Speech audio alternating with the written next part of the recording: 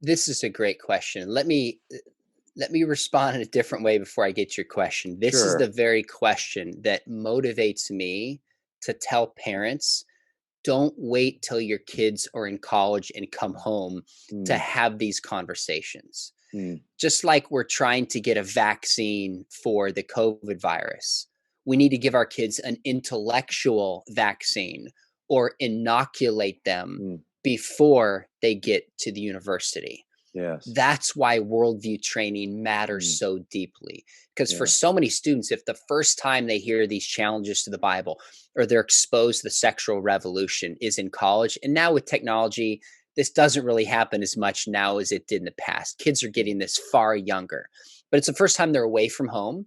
They're emotionally more fragile. They're trying Mhm. to understand who they are. They want to fit in.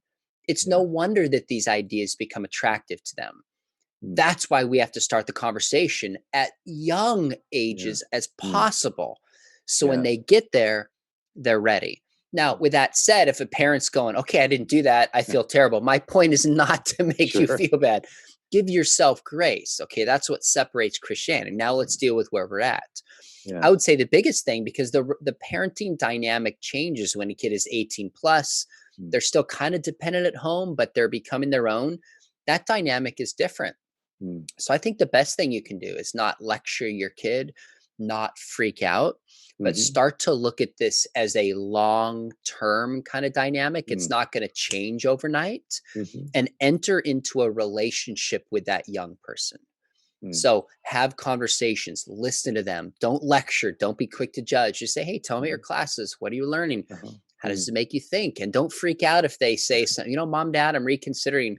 We taught me about the Bible. Oh my gosh, like that's the wrong response. Just say, okay, tell me about that. I love you anyways, but tell me what you're thinking. And have mm, you considered this? And you mm. enter into a relationship with them. Now, practically, if their kids would go, I would send them to Summit Ministries. I'm sure you're familiar with Summit. It's a Yes. worldview Mhm, 12-day conference for students 16 to 25. And if their students are open to it, you don't want to force a kid to go. mhm, That's a very practical thing I would do if a kid comes mhm, back and their faith is shattered. And I speak at this, my dad has spoken at this, people like Frank Turek, Jay Richards, some mhm. of the leading thinkers today. That'd be a very practical thing you could do if your kid would say, sure, I'll do that. Sure. So the summit is again, it's a great ministry to consider and conference summit. So that's thank you for sharing that. At CSU Institute, we also have a recent program we've developed called Keeping the Faith.